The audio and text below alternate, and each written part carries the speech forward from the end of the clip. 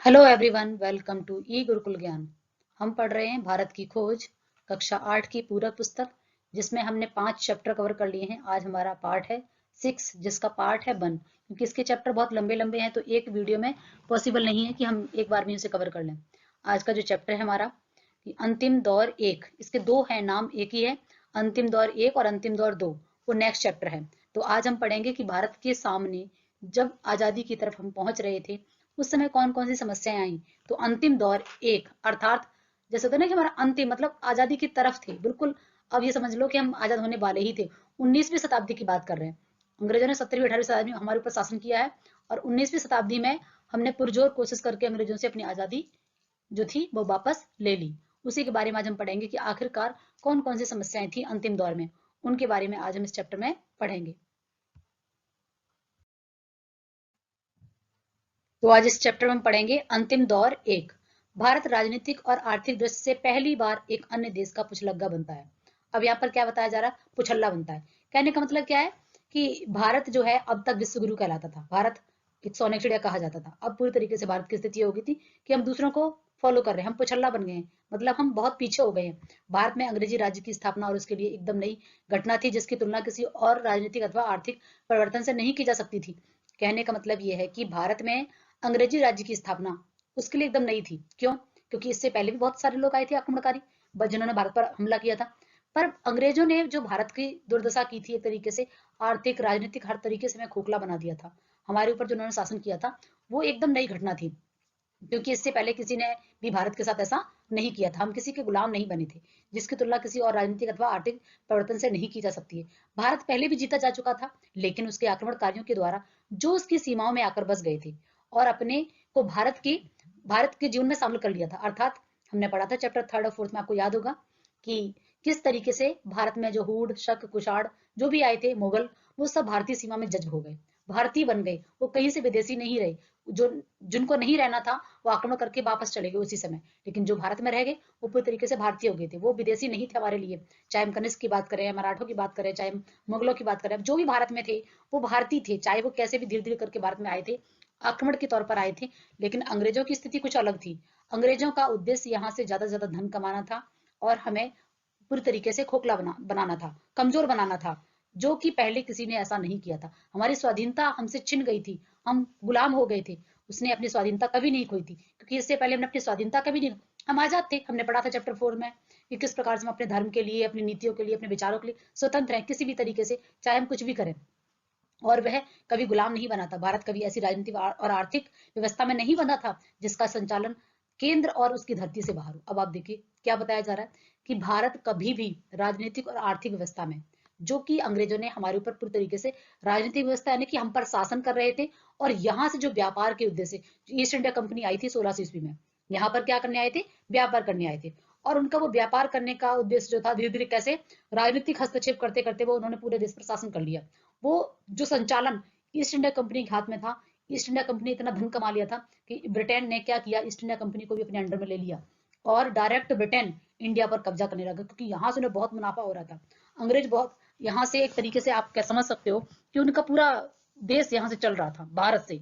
ये स्थिति थी, भारत को इतना ज्यादा उन्होंने पूरी तरीके से लूट लिया था। चाहे आर्थिक रूप से बात करें, चाहे राजनीतिक तौर से करें, हर तरीके से कमजोर बना दिया था। इतना ज्यादा हमें उन्होंने जकड़ लिया था, जिसका संचालन केंद्र दूसरी धरती से हुआ, अर्थात भारत में नहीं था। वो संचालन कहाँ से बन के आता था, ब्रिटेन से। अर्थात ब्रिटेन में रूल रेगुलेशन बनते थे और वहां से वो यहाँ पर फॉलो कराए जाते थे, अर्थात भारतीयों पर बैठ के। ब्रिटेन में आप सोचिए आप कि हमारा लोकतंत्र देश, हमारी समस्याएं जो होती हैं हम विधायक के थ्रू, एमएलए के थ्रू पता चलता है जो समस्या। अब भारत से बाहर बन रहा है कोई भी नियम भारत के लिए, तो भारत की स्थिति जब पता ही नहीं है, वो तो सिर्फ जो यहाँ पर है 4 लोग 10 लोग, 4-10 मीन्स मतलब कुछ चंद लोग यहाँ पर, वो केवल केवल व्यापार के उद्देश्य से हमें आर्थिक किस तरीके से कमजोर बनाया जा सके और पैसा यहाँ से ले जाकर ब्रिटेन में इकट्ठा किया जा सके। वह कभी ऐसे शासक वर्ग के अधीन नहीं रहा था जिसने अपने मूल और चरित्र में दोनों में स्थायी रूप से विदेशी हूँ। क्योंकि इससे पहले हमारे इंडिया में बहुत लोग आए, है ना, मंगोल कुषाण शक जितने भी आए हैं, वो सब कहीं ना कहीं मूल में नहीं थे तो चरित्र में वो भारतीय थे। उनकी कहीं मूल में तो कहीं चरित्र में, कहीं ना कहीं भारतीयपन दिखता था। लेकिन अंग्रेज ना तो मूल से थे, अर्थात मूल मतलब वो भारत की पैदाइश यानी कि भारत भारत के तो नहीं थे वो, लेकिन उनके चरित्र व्यवहार भी भारत जैसा नहीं था। इतने साल रहने के बाद भी वो किस तरीके से उन पर कोई भी भारतीय रंग नहीं चढ़ा, किस तरीके से भारतीय नहीं हो पाए वो। नया पूंजीवाद सारे विश्व में जो व्यापार तैयार कर रहा था, बाजार तैयार कर रहा था, उससे हर सूरत में भारत की आर्थिक ढांचा प्रभाव होना ही था। सिंपल सी बात है कि जो ब्रिटेन ने जिस तरीके से भारत और एशिया के कई देशों को गुलाम बनाकर जो पैसा यहाँ से उन्होंने अपने देश में ले गए, वहां से हमने पढ़ा था कि किस प्रकार से औद्योगिक क्रांति आई थी। चैप्टर 3 में और 4 में अगर आप नहीं पढ़े तो वो भी प्ले लिस्ट में जाके अपने पढ़ सकते हो, तभी आपका ये कनेक्ट हो पाएगा चैप्टर अच्छे से, आपको और अच्छे से समझ में आएगा। तो किस प्रकार से औद्योगिक क्रांति ब्रिटेन में जब आई थी तो उन्होंने बहुत सारी मशीनीकरण हो गया था।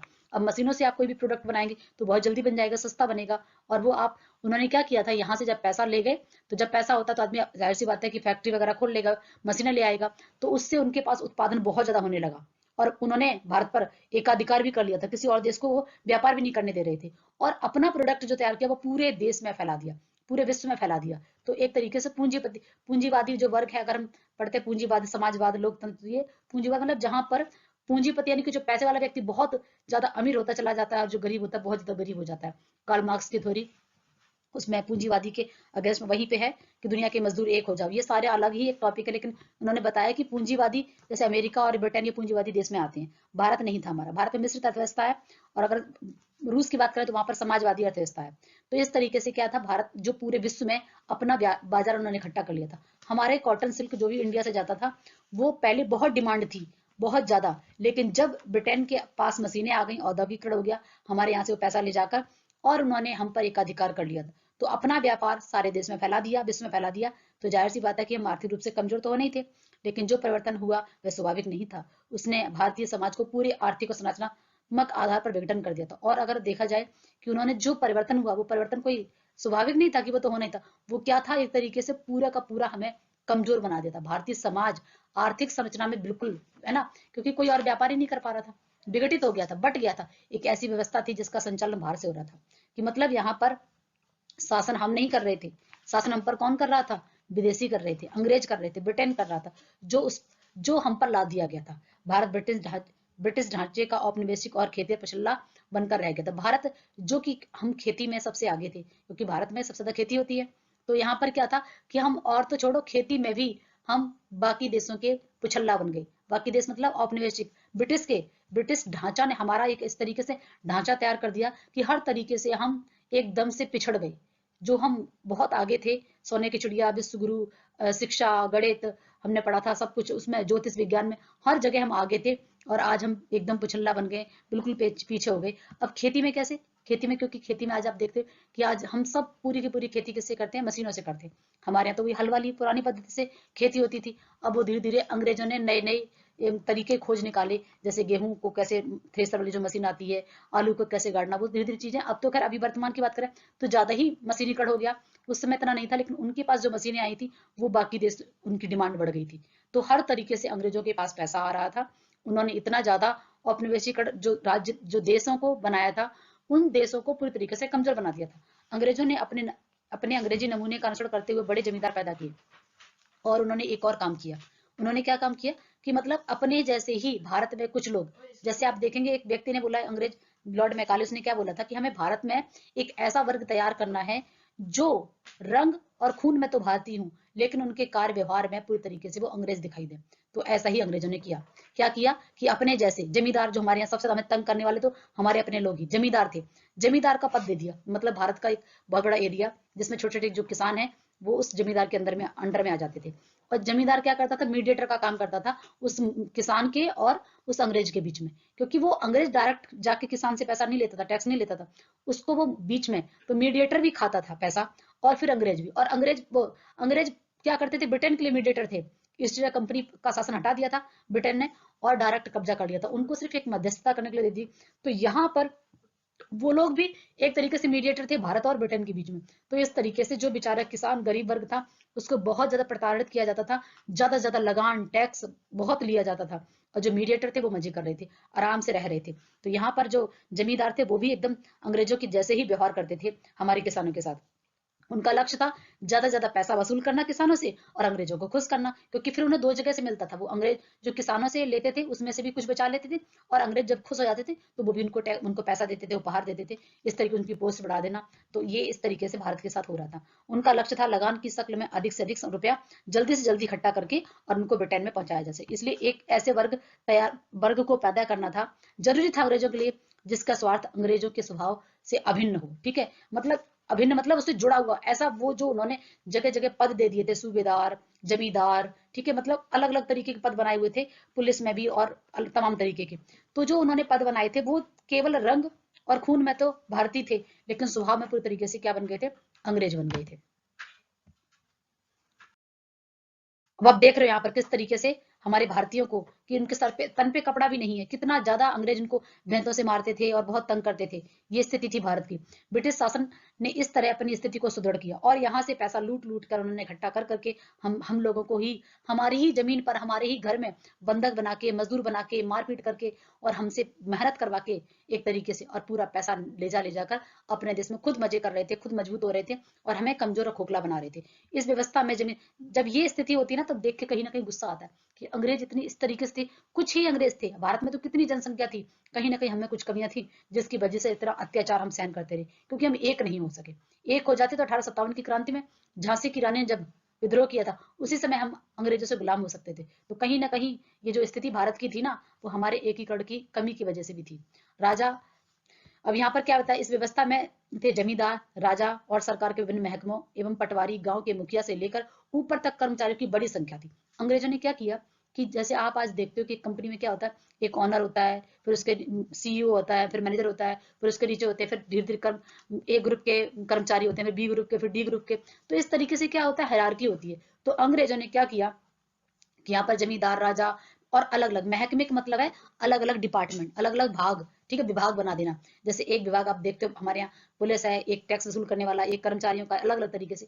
तो अंग्रेजों ने क्या किया, ये महकमे बनाए, अर्थात विभाग बनाए, अलग अलग डिपार्टमेंट बनाए, और गांव के मुखिया को भी, उसको भी अपने अंडर में लिया। वो भी एक कर्मचारी की तरह बड़ी अलग अलग संख्या से नियुक्त कर दी, और उनके ऊपर एक अंग्रेज, क्योंकि इतने अंग्रेज थोड़ा ना भारत में आए थे, भारत के लोगों को उन्होंने यूज किया, कुछ कुछ लोगों को शिक्षा दी, कुछ कुछ लोगों को पढ़ाया, अलग अलग डिपार्टमेंट में अलग अलग पोजीशन, और उनको इस तरीके से यूज किया। ठीक है, मतलब हमारे लोगों को, हमें बेवकूफ बनाकर, और लोग भी इसमें काफी कुछ, आप जब देखेंगे ना, स्थिति बहुत ज्यादा भारत के जो स्वतंत्रता की पहले की स्थिति बहुत ज्यादा गंभीर थी। सरकार के दो खास महकमे, अब इसमें से भी दो खास डिपार्टमेंट थे, दो खास विभाग थे। वो कौन से थे, मालगुजारी और पुलिस, यानी कि टैक्स वसूल करना। उनको तो यहाँ पर कोई, आज हम देखते हैं हमारे पास डिफरेंट डिफरेंट टाइप के डिपार्टमेंट है, अलग अलग हॉस्पिटल लो, शिक्षा लो, है ना, अलग एक आपके जो संरक्षक हैं जैसे हाई कोर्ट, सुप्रीम कोर्ट, है ना, तरह तरह के हैं। लेकिन उस समय स्थिति नहीं थी, उस समय केवल अंग्रेजों को टैक्स वसूल करना था। तो इसलिए उन्होंने एक टैक्स का बना दिया, और एक, क्योंकि जो टैक्स नहीं देगा उसकी पिटाई लगाएंगे, उसको पकड़ पकड़ के मारेंगे, जैसा कि दिख रहा है आपको चित्र में। तो एक पुलिस, तो उन्होंने दो दो मैन, उन पर उनका फोकस था पूरा। यही दो उनके बड़े डिपार्टमेंट थे, एक मालगुजारी अर्थात टैक्स वसूल करना, दूसरा पुलिस। इन दोनों के ऊपर हर जिले में एक कलेक्टर रखा गया। और ये भी जो यहाँ पर जाते थे टैक्स वसूल करने के लिए, तो इन्होंने अपने नीचे और लोगों को रखा था, उनके ऊपर ये थे, और उनके ऊपर भी जिला कलेक्टर रख दिया था। जैसे डीएम वगैरह था, उस तरीके से जिला कलेक्टर, जिला मजिस्ट्रेट होता था, जो शासन की पूरी धुरी संभालता था। जैसे एक एक डिस्ट्रिक्ट का एक जिला मजिस्ट्रेट, जिला कलेक्टर बना दिया, वो जाके अपने बाकी डिपार्टमेंट के मैन मैन लोगों को बुलाएगा और उनसे हिसाब मांगेगा, वो अपने नीचे, वो अपने नीचे। इस तरीके से, यानी कि कहीं से भी कोई भी गुंजाइश ना बचे, सब पूरा का पूरा उनके पास पैसा आ जाए हर तरीके से। अब क्योंकि चोरी करेंगे तो पिटाई होगी, अगर नहीं देंगे तो पिटाई होगी। तो इस तरीके से बेचारे जो मजदूर थे, जो गरीब थे, भारतीय किसान, उनकी स्थिति बहुत दयनीय हो गई थी। खाना तो छोड़ो, कई बार तो उनके सर पे, तन पे कपड़े भी नहीं होते थे, इतनी बुरी स्थिति हो गई थी। इस तरह भारत को साम्राज्यवादी उद्देश्यों के लिए बिना कुछ भुगतान किए अड्डे की तरह इस्तेमाल किया जाता था। कहते हैं ना, हमारा इलाका हमारा अड्डा। तो इस तरीके भारत से किस प्रकार से आर्थिक रूप से ना कमजोर बनाया जा सके, ज्यादा से ज्यादा मुनाफा कमाया जा सके, ऐसा उन्होंने एक अड्डा तैयार कर लिया था। मतलब एक तरीके से भारत अंग्रेजों के लिए एक ऐसा स्थान बन गया था। इसके अलावा उसे इंग्लैंड में ब्रिटिश सेना के एक हिस्से का प्रशिक्षण खर्च भी देना पड़ता था। मतलब जो हमारी खेती थी, हमारी खेती पर हमसे ही नौकर बना के काम करवाने के बाद टैक्स देना। उसके अलावा भी अंग्रेज क्या करते थे कि ब्रिटेन में जो भी कुछ नया खर्चा आता, किसी तरीके का वो काम करते और वहां पर जो भी पैसा आता उस पैसे के लिए वो खर्च यहाँ पर कोई ना कोई टैक्स, नया टैक्स बना के, जैसे आप देखते हो हम पर जीएसटी लगता है, रोड टैक्स लगता है, अलग अलग तरीके के टैक्स हम देते हैं, लेकिन वो जो टैक्स सरकार हमसे जमा करती है वो हम पर ही तो खर्च करती है, हमारे लिए नौकरी निकालना, रोड की मरम्मत कराना, तरह तरह की सुविधाएं देना, हमें हॉस्पिटल की सुविधाएं देना। तो सरकार जो हम पर टैक्स, जो हमसे टैक्स लेती है उस टैक्स को हमारे ऊपर खर्च करती थी। पर अंग्रेज तो ऐसा नहीं करते थे। अंग्रेज क्या करते थे, जो टैक्स उन्होंने जमा किया उसको तो ब्रिटेन में भेज दिया, और ब्रिटेन में और भी कुछ आया खर्चे वो भी भारत से निकाल लिया। तो इस तरीके से क्या करते थे, ब्रिटिश सेना के एक बहुत बड़े हिस्से का प्रशिक्षण खर्च हुए। सेना को जो ट्रेनिंग दी जाती है उसके लिए भी, मतलब ब्रिटेन हर तरीके से मजबूत हो रहा था, चाहे सेना हो, चाहे औद्योगिक क्रांति हो, मशीनीकरण, उनका बिजनेस व्यापार सब कुछ फल फूल रहे थे, क्योंकि उनके पास यहाँ से ढेर सारा पैसा जाता था। और इस राशि को कैपिटेशन चार्ज कहा जाता था। कैपिटेशन चार्ज मतलब ब्रिटिश सेना की एक हिस्से का बहुत बड़ा खर्च भारत को उठाना पड़ता था। जो भी सेना में प्रशिक्षण के दौरान खर्च होता था उसका एक बहुत बड़ा हिस्सा भारत को देना पड़ता था। वास्तव में भारत को ब्रिटेन के हर तरीके के दूसरे हिस्से, मतलब जो खर्चे थे वो भी उठाने पड़ते थे। मतलब अंग्रेज क्या करते थे, कुछ नया नया कानून बना के लागू कर देते थे कि अब आपको ये चार्ज देना, अब आपको ये टैक्स देना, अब आपको ये टैक्स देना। तो इस तरीके से भारतीय बेचारे जो थे वो अपनी ही खेती पर मजदूरों तरह काम करते और जो भी उत्पादन होता वो लगान के रूप में, टैक्स के रूप में अंग्रेजों को दे देते। 19वीं शताब्दी के दौरान भारत में ब्रिटिश राज के इतिहास से किसी भी भारतीय को निश्चित रूप से मायूसी और क्रोध आएगा कि मतलब अंग्रेजों ने हद कर दी। 1600 ईस्वी में आए थे, 1700 में थोड़ा उन्होंने व्यापार ही कर रहे थे, लेकिन 18वीं शताब्दी तक आते आते अंग्रेजों ने अपना रुख और अपना साम्राज्य पूरे भारत पर विस्तार कर लिया और 19वीं सदी में हद कर दी। मतलब पूरी तरीके से भारत को बर्बाद कर चुके थे, कमजोर बना चुके थे, बहुत तरह तरह से हमें यातनाएं दे रहे थे, परेशान कर रहे थे। तो क्या बताया जा रहा है कि हमें निश्चित तौर पर मायूसी भी हो सकती है और गुस्सा भी आएगा जिस तरीके से अंग्रेजों ने हमारे साथ किया। फिर भी इससे अनेक क्षेत्रों में अंग्रेजों की श्रेष्ठता का, यहाँ तक कि हमारी फूट और कमजोरियों से लाभ उठाने की क्षमता का पता चलता है। अब आप देखिए कितने, मतलब एक बहुत ही दुविधा की और ऐसी स्थिति है कि कैसे कर सकते हैं। हमारे ही लोगों में अंग्रेजों को श्रेष्ठ बताने वाले लोग भी थे। क्यों? क्योंकि उनको जो पद दे रखे थे ना कि तुम यहाँ के कलेक्टर हो, तुम यहाँ के ये हो वो हो, इस तरीके से जमींदार हो, और वो मजे कर रहे थे, मीडिएटर का काम कर रहे थे, उनको तो खेती करनी नहीं पड़ती थी। और बताया जा रहा था उन्होंने इसी इसी का अंग्रेजों ने फायदा उठाया और क्या किया, फूट डालो शासन करो। अंग्रेजों की जो नीति थी जिसके दम पर वो पूरे भारत पर शासन करके चले गए, एकमात्र नीति फूट डालो शासन करो। हमारी यही कमजोरी हमें ले डूबी, जिससे अंग्रेजों ने पूरी तरीके से हमें खोखला बना दिया, हमें कमजोर बना दिया। तो यहाँ पर हम पढ़ेंगे भारत में ब्रिटिश शासन के अंतर्विरुद्ध राजा राममोहन राय, बंगाल में अंग्रेजी शिक्षा समाचार पत्र। अर्थात क्या बात कर रहे हैं कि जिस समय हमारे देश की स्थिति थी उस समय कुछ लोग ऐसे आए थे, कुछ स्कॉलर्स के नाम इसमें पढ़ेंगे, कुछ ऐसे विद्वानों के नाम पढ़ेंगे, जैसे राजा राममोहन राय, रविन्द्रनाथ टैगोर, स्वामी विवेकानंद, अरविंदो घोष। जिसमें से पहला नाम हमारे पास कौन सा था, राजा राममोहन राय।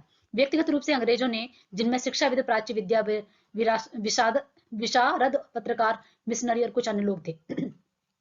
यहाँ पर क्या बताया जा रहा है कि कुछ ऐसे लोग थे, व्यक्तिगत रूप से मतलब कुछ इंडिविजुअल लोग जो भारत से बाहर से पढ़कर आए थे, विदेशों से पढ़ के आए थे, ब्रिटेन या फिर अलग अलग देशों से बात करें तो यहाँ पर विद्या की बात करें, मतलब एजुकेशन की बात करें, एक प्रकार की डिग्री है, पत्रकारिता वगैरह ये सब चीजों का उन्हें नॉलेज थी, ज्ञान था। राजा राममोहन राय को कई भाषाओं का ज्ञान था, बहुत ही ज्यादा विद्वान थे वो, पाश्चात्य संस्कृति को भारत में लेकर आए।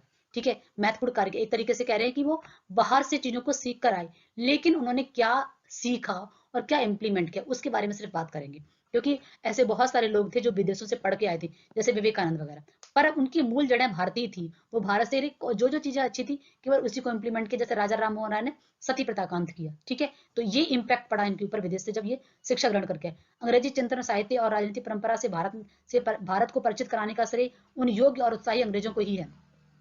ठीक है, कुछ ऐसे अंग्रेज जिन्होंने मतलब एक तरीके से कह सकते हो कि हमें भी, हमारे कुछ लोगों को इस तरीके से उत्साहित किया। जैसे आप पढ़ेंगे कि किस तरीके से साहित्य, राजनीति, हर तरीके से उन्होंने हमें एक तरीके से जागरूक किया कुछ लोगों को। जैसे उन्होंने अपने चारों उत्साही भारतीय विद्यार्थियों को इकट्ठा कर लिया था। कुछ लोग यहाँ पर आते थे, उन्होंने क्या करते थे, उत्साही जो लोग जिज्ञासु थे, जो पढ़ना चाहते थे, जानना चाहते थे, जैसे राममोहन राय, ठीक है, राजा राममोहन राय, तो इन्होंने ऐसे लोगों को इकट्ठा कर लिया। शिक्षा के प्रचार को नापसंद करने के बावजूद भी खुद ब्रिटिश सरकार को परिस्थितियों से मजबूर होकर अपनी बढ़ती व्यवस्था के लिए क्लर्कों को प्रशिक्षित करके तैयार करने का प्रबंधन करना पड़ा। अब यहाँ क्या बताया जा रहा है कि बहुत अंग्रेज, हमें कभी उनका कोई उद्देश्य नहीं था कि वो हमें पढ़ाएं, शिक्षित करें, ठीक है, कोई भी उद्देश्य नहीं था उनका, केवल उद्देश्य था अपने स्वार्थ, मजबूरी में उन्होंने क्या किया, हमें शिक्षित करना पड़ा। जैसे लॉर्ड मैकाले जब शिक्षा के लिए एक कमेटी गठित की गई तो उसने क्या बोला कि नित्यानंद सिद्धांत कैसा, छन्नीकढ़ का जो सिद्धांत उसने दिया था कि चंद लोग तैयार कर लो जो हमारे लिए काम करें बस, और उसके बाद वो शिक्षा का प्रचार प्रसार कोई करने का उद्देश्य नहीं था। वो हमारा उद्धार करने नहीं आए थे, हमें सिखाने के लिए नहीं आए थे, वो सिर्फ अपने फायदे के लिए। क्योंकि जिस तरीके से अंग्रेजों ने हमारे भारत पर शासन किया, अब जब शासन कर रहे हैं तो पूरी तरीके से हमें क्या कर रहे थे, उन्होंने बहुत सारा पैसा इकट्ठा कर लिया था। अब आप देखते हो कि हर एक डिपार्टमेंट, किसी भी कंपनी, स्कूल में भी आप देखते हो कि टीचर के अलावा एक डिपार्टमेंट होता है, ठीक है, एडम, जहां पर वो क्लर्क होते हैं, स्कूल में कितनी फीस आ रही है, चाहे यूनिफॉर्म की हो, किताबों का पैसा, वो सारी चीजों का ब्यौरा इकट्ठा रखना। तो जब ईस्ट इंडिया कंपनी से ब्रिटेन ने क्या किया कि उनसे उनका अधिकार छीन लिया और डायरेक्ट हस्तक्षेप ईस्ट इंडिया कंपनी की जगह ब्रिटेन का हो गया। तो उन्होंने क्या किया, क्लर्क, क्लर्क जो उनको बता सकें कि कौन सा पैसा कहाँ से आया, कितना पैसा आया, कितना पैसा कहाँ खर्च किया गया, तो ये काम तो कौन करेगा, क्लर्क करेंगे। तो क्लर्क अगर पढ़े लिखे नहीं होंगे, उनको अंग्रेजी नहीं आएगी, टाइपिंग नहीं आएगी, सारी चीज नहीं आएगी, तो कैसे बताएंगे सब। इसीलिए उनको अपने फायदे के लिए हम भारतीयों को शिक्षित करना पड़ा। यह शिक्षा सीमित थी। सीमित क्यों थी, केवल उन्हीं लोगों को तैयार करना था जो क्लर्क, जो नौकरियां करने के लिए नौकरियां करना चाहते थे। तो बस अंग्रेजों ने क्या किया, कुछ ऐसे उत्साही व्यक्ति, जो लोग थे, जो बच्चे थे, जो व्यक्ति थे, जो पढ़ना चाहते थे, उनको पढ़ाया और अपने लिए कुछ क्लर्क उन्होंने तैयार कर लिए। इसलिए धीरे धीरे शिक्षा का प्रचार होने लगा। अब हम कहते हैं ना, अगर अंग्रेजों ने भारत में ये विद्यालय और वो शिक्षा, वो कुछ नहीं, उन्होंने सिर्फ अपने फायदे के लिए हुआ था। इनडायरेक्ट वे में अगर देखा जाए तो हम शिक्षित हो गए, लेकिन उनका कोई उद्देश्य नहीं था। यह शिक्षा सीमित भी थी और गलत ढंग की भी थी। क्योंकि गलत ढंग की क्यों, केवल अपने फायदे के लिए। फिर भी उसे नए और सक्रिय विचारों की दिशा में दिमाग की खिड़कियां और दरवाजे खोल दिए। गलत थी, क्योंकि वो अपने लिए सिर्फ क्लर्क तैयार कर रहे थे, अपने लिए नौकर तैयार कर रहे थे और कुछ भी नहीं। लेकिन इस शिक्षा ने भारतीयों के दिल और दिमाग के जो खिड़की, बंद दरवाजे हो चुके थे, उनको खोल दिया। धीरे धीरे परिवर्तन होने लगा और आधुनिक चेतना का प्रचार प्रसार हुआ। जिस तरीके से बाकी देशों में क्या चल रहा था, शिक्षा हमारे लिए कैसे काम करती है, वो उन तरीके से धीरे धीरे बाकी लोग भी अट्रैक्ट हुए और शिक्षा की तरफ जब हम बढ़े। और जाहिर सी बात है, शिक्षा जो है वो इंसान के परिवर्तन के लिए बहुत ही महत्वपूर्ण है। तो यहाँ पर हम भारतीयों ने धीरे धीरे परिवर्तन होना शुरू हो गया। यूरोप के विचारों से बहुत सीमित वर्ग, क्योंकि शिक्षित तो हम बहुत पहले, हम पढ़ाई, हम तो पहले ही विश्वविद्यालय हमारे पास थे, लेकिन बीच में कुछ सालों ने हमारी पूरी स्थिति को गंभीर कर दिया था। हमने पढ़ना लिखना कुछ नहीं था हमारे पास, पहले सब कुछ था। इसीलिए नेहरू जी ने इस पुस्तक में शुरू से बताया कि हमारी स्थिति ये थी, फिर बीच में क्या हुआ कि हम सब कुछ भूल गए, फिर क्या हुआ, फिर क्या हुआ। तो इस स्थिति को जानने के लिए, मतलब हम पहले तो सब कुछ थे, आपको सब कुछ आए, लेकिन आप बीच में कुछ ना करो तो घर की स्थिति क्या होगी, पढ़ाई लिखाई क्या होगी। तो भारतीयों के साथ भी कुछ ऐसा ही हुआ था। यूरोप के विचारों से बहुत सीमित वर्ग प्रभावित हुआ, क्योंकि भारत अपनी दार्शनिक पृष्ठभूमि में पश्चिम की तुलना में बेहतर समझते हुए उसे उससे चिपका रहा। पश्चिम के वास्तविक आघात और प्रभाव तो जीवन के व्यवहारिक पक्ष पर था।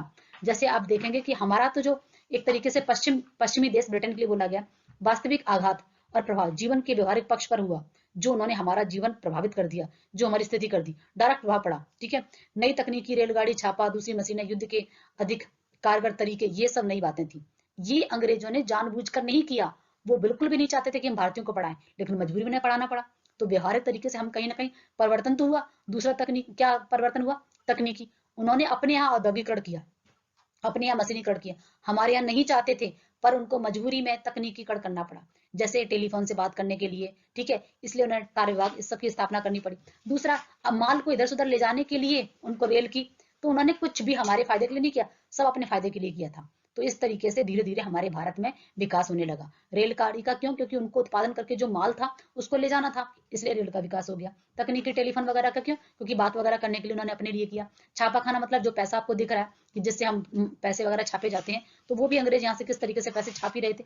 इस तरीके की अन्य मशीनें भी। और युद्ध में, ठीक है, जैसे प्रथम विश्व युद्ध वगैरह जब भारत में आजादी से पहले ही हो चुका था, 1918 में, 14 से 18 तक, ठीक है, 39 से लेकर 45 तक द्वितीय विश्व युद्ध। तो वो उन्होंने भारत में कुछ जो नई तरीके के युद्ध के लिए कई तरीके, कई चीजें अपनाई। वो क्योंकि वहां पर विश्व युद्ध चल रहा था, तो उन्होंने हमारे लिए कुछ भी नहीं किया, सिर्फ अपने फायदे के लिए। क्या, इनडायरेक्ट वे में उसका प्रभाव हम पर पड़ा और हमारे यहाँ इन सब चीजों का विकास होने लगा।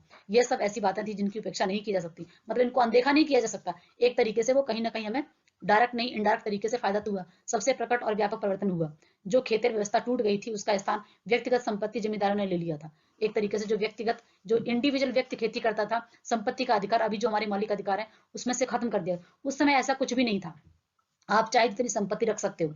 पहले संपत्ति का अधिकार था, अब हमारे पास संपत्ति का, पहले तो कोई मालिक अधिकार नहीं थे ना अंग्रेजों के समय। तो वही बताया गया कि उस समय जो इंडिविजुअल बेचारे, जो गरीब किसान थे, वो पीढ़ी दर पीढ़ी और ज्यादा अपने उसमें डूबते गए, कर्ज में डूबते गए, और आखिरकार उन्हें अपनी खेती जमींदार को देनी पड़ी। इस तरीके से जमींदार और पैसे वाला हो गया, पूरी जमीन का मालिक हो गया। मुद्रा केंद्रित अर्थव्यवस्था का चलन हो गई। अब उसकी जगह पर क्या हो गया कि उन्होंने जब खेती बेची तो कुछ पैसा मिला, तो यहाँ पर पैसे का लेन देन हुआ, जिससे उन्होंने छापा खाना, यानी कि पैसे का काम करना, मशीनें बनाना शुरू कर दी थी। और जमीन बिकाऊ हो गई, उससे पहले जमीन नहीं बिकती थी। तो इस तरीके से ये सारे परिवर्तन हमें देखने को मिलते हैं।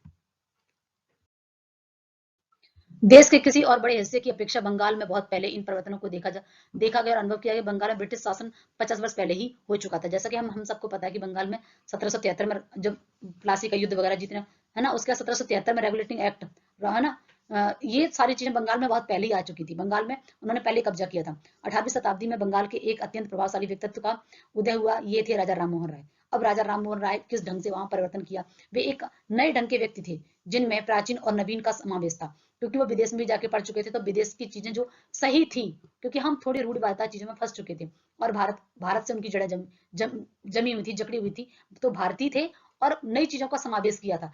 वो विदेशी नहीं हुए थे, पर विदेश की कुछ कुछ चीजें, ब्रिटेन की या फिर अलग अलग देशों की उन्होंने यात्राएं की थी, तो जो जो उन्हें अच्छा लगा उन्होंने उनका समावेश कर लिया। भारतीय विचारधारा और दर्शन की उन्हें गहरी जानकारी थी। भारत की जो फिलोसफी है, जो दर्शन है, उनकी बहुत अच्छे से उन्हें जानकारी थी। वे संस्कृत, फारसी, अरबी आदि के बहुत बड़े विद्वान थे। उनको कई भाषाओं का ज्ञान था और उस हिंदू मुस्लिम संस्कृत की उपज से जो उस समय भारत के संस्कृत वर्ग के लोगों पर छाई हुई थी, वो सब कुछ उन्हें अच्छे से समय की समझ थी। उन्होंने अंग्रेजी और पश्चिम के धर्म और संस्कृति के स्रोतों की खोज के लिए ग्रीक, लातिनी और इब्रानी भाषाएं सीखी थी। आपको याद होगा थर्ड चैप्टर में पढ़ा था कि जो संस्कृत भाषा इतनी पुरानी है कि हमारी जो कहीं ना कहीं ग्रीक, लातिनी, ईरानी, ये विश्व की सबसे पुरानी भाषाएं हैं। इनमें जो शब्द हैं, जो इनके लेखन का तरीका है, जो इनकी लिपि है, वो ग्रीक, लातिनी और इब्रानी भाषा की भी है। इब्रानी, तो ये सारी भाषाएं संस्कृत का भी माना जाता है कि स्रोत यहीं से लिया गया। पश्चिमी दार्शनिक और विद्वतापूर्ण झुकाव के कारण राजा राममोहन राय अनिवार्य रूप से प्राचीन साहित्यों की ओर झुके। ठीक है, जो हमारे साहित्य थे, तो उन्होंने उनका भी अध्ययन किया और नवीन जो थे उनको भी देखा। तुलनात्मक रूप से अध्ययन किया उन्होंने कि भाई ब्रिटेन के जो अध्ययन है उनका किया और हमारे यहाँ के जो ग्रंथ है उनका अध्ययन, फिर दोनों में तुलना की कि दोनों में से क्या अच्छा है क्या गलत है। तुलनात्मक धर्म के अध्ययन की पद्धति की खोज कीने वाले दुनिया के वे पहले उत्साही व्यक्ति थे। आप सोच सकते हो, दुनिया के पहले पूरे विश्व में जहां पर उन्होंने अपने धर्म का अध्ययन किया, दूसरे धर्मीय ग्रंथों का, जो हमारी जो फिलोसफी, जो अध्ययन ग्रंथ थे उनका और विदेशों का, फिर दोनों में तुलनात्मक रूप से अध्ययन करने के बाद एक नवीन विचारधारा निकाली जो शिक्षा को आधुनिक सांचे में ढालकर और उसकी पुरानी पंडिताई पद्धति को चुंगल से निकलने के लिए बहुत उत्सुक थी। मतलब उन्होंने ऐसा नहीं था कि विदेश में जो चीजें थी वो गलत थी, जो अच्छी चीजें थी उनको बताया, भारत में जो अच्छी चीजें थी उनका तो कहा ही, लेकिन जो गलत चीज थी उनके लिए बोला कि ये सही नहीं। उन्होंने गवर्नर जनरल को गणित, भौतिक विज्ञान, रसायन शास्त्र, जीव विज्ञान और अन्य उपयोगी पुस्तकों की शिक्षा की आवश्यकता पर जोर देते हुए लिखा। उन्होंने, जो भारत में गवर्नर जनरल उस समय था, तो उन्होंने उनसे कहा कि जो शिक्षा आप दे रहे हो उसमें गणित की, विज्ञान की और रसायन विज्ञान की शिक्षा, जीव विज्ञान की शिक्षा भी उपयोग में लाई जाए। अंग्रेज डायरेक्ट नहीं बोल रहे थे, वो तो ये दिखा रहे थे कि हम तुम्हें शिक्षित करना चाह रहे हैं, तुम्हारे लिए ये विद्यालय खोल रहे हैं, भले ही इनडायरेक्ट में अपने लिए क्लर्क तैयार कर रहे थे। तो उन्होंने इस तरीके से उनको भी बताया कि भाई हमें ये भी हमारे उसमें शामिल करना चाहिए। इन सबसे अधिक वे समाज सुधारक थे। राजा राममोहन राय को हम समाज सुधारक के रूप में जानते हैं। जैसे सती प्रथा का अंत करना, तमाम तरीके की हमारे भारत में उन्होंने जो समाज में फैली बुराइयां उनका विरोध किया। आरंभ में उन पर इस्लाम का प्रभाव पड़ा और बाद में कुछ हद तक ईसाई मत का। मतलब उन्होंने किसी पर्टिकुलर एक धर्म को नहीं, वो हिंदू थे, हिंदू ही रहे, लेकिन उन्होंने ईसाई को भी देखा, मुस्लिम्स को भी देखा, सारे धर्मों को पढ़ा, सब अध्ययन किया और फिर जो अच्छी चीजें थी उनके बारे में बताया। लेकिन वे अपने धार्मिक आधार पर दृढ़ता से मजबूत जड़, यानी कि ऐसा नहीं हुआ कि मुस्लिम धर्म को उन्होंने जाना तो मुस्लिम हो गया, ईसाइयों को समझा या बाहर पढ़ने चले गए तो ईसाई हो गए, नहीं, वो रहे हिंदू ही। ठीक है, लेकिन उन्होंने सबको पढ़ा, सब कुछ समझा, तुलनात्मक अध्ययन किया, परंतु उन्होंने इस धर्म से उनकी कुरीतियों और कुप्रथाओं से मुक्त करने का प्रयास किया और उसके साथ संबंध हो। ठीक है, जो जो कुरीतियां थी उन पर उन्होंने जोर दिया कि भाई इनको हटाया जाए। ठीक है, की गई। ब्रिटिश सरकार की सती प्रथा पर रोक उन्हीं के आंदोलन के कारण, उन्होंने सती प्रथा के लिए जैसे बाहर पढ़ के आए, देखा उन्होंने कि भाई ये प्रथा तो बहुत, सती प्रथा बहुत गलत चीज है हमारे समझ में है, तो किस प्रकार से, तो उन्होंने इस पर आंदोलन किया और ब्रिटिश सरकार जो उस समय हमारी प्रशासन कर रही थी उन्होंने इस पर रोक लगा दी। राजा राममोहन राय, भारतीय पत्रकारिता की, राजा राममोहन राय की वजह से भारत में जो पत्रकारिता है वो एक तरीके से प्रारंभ हुआ। 1780 के बाद भारत में अंग्रेजी के कई अखबार निकले। उन्होंने अखबारों में आमतौर पर सरकार की कड़ी आलोचना रहती थी, परिणामतः उन पर कड़ा सेंसर लगता था। पहला अखबार जिस पर भारतीयों का स्वामित्व था और जिसका संपादन भी भारतीयों ने ही किया था, 1818 में अंग्रेजी में निकला था। ठीक है, उस समय पहला जो अखबार निकाला था वो 1818 में निकला था। और सेंसर मतलब क्या होता है कि उसको एक तरीके से पूरा बोर्ड होता है, उस पर वो चाहे उसी चीज को प्रमाणित करेंगे आगे जाकर, नहीं तो वो उस पर रोक लगा देंगे, ये अखबार नहीं निकलेगा, ये पुस्तक नहीं छपेगी, ये मूवी नहीं आएगी। तो ये सेंसर बोर्ड होता है एक तरीके से। ठीक है, उसी वर्ष श्रीरामपुर में बैप्टिस्ट पादरियों ने बंगाली में एक मासिक और साप्ताहिक पत्र निकाला। किसी भारतीय भाषा में प्रकाशित होने वाला ये पहला पत्र था। इसके बाद जैसे बंगाल गजट वगैरह आपने देखा होगा ना, उस समय बहुत सारे पत्रिका, राजा राम मोहन राय के समय ही पत्रकारिता बहुत तेजी से शुरुआत हुई। इसके बाद एक के बाद एक अंग्रेजी और भारतीय भाषा में कलकत्ता, मद्रास, मुंबई आदि जिस जगह पर पत्रकारिता तेजी से निकलने लगी, क्योंकि अंग्रेजों का ठिकाना भी सबसे पहले यहीं से स्टार्ट होता, कलकत्ता, चेन्नई और मुंबई।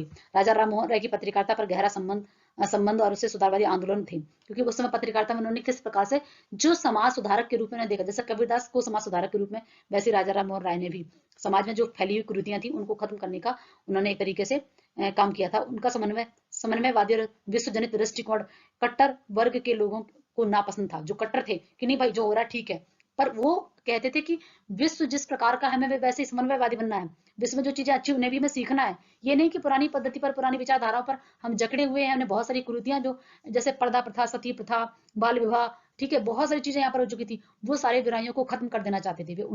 वे उनके बहुत से सुधारों में भी विरोध करते थे। बहुत सारे लोग जो कट्टरपंथी थे वो उनके विरोधों का, उनके जो सुधार थे उनका भी विरोध करते थे, पर उनके बहुत से समर्थक थे, जैसे टैगोर परिवार, जिसमें से आपके रविन्द्रनाथ टैगोर आते हैं। तो टैगोर परिवार जो कि बंगाल में परिवार था, ठीक उन्हीं के बारे में बताया, जिसमें से हमारे रविन्द्रनाथ टैगोर निकले हैं, जिसके बाद बंगाल के पुनर्जागरण में महत्वपूर्ण भूमिका निभाई है। ठीक है, राजा राममोहन राय दिल्ली सम्राट की ओर गए थे इंग्लैंड, और 19वीं शताब्दी के आरंभिक वर्षों में ब्रिस्टल में उनकी मृत्यु हो गई। इस प्रकार से हमने थोड़ा संक्षेप में राजा राममोहन राय के बारे में जाना है।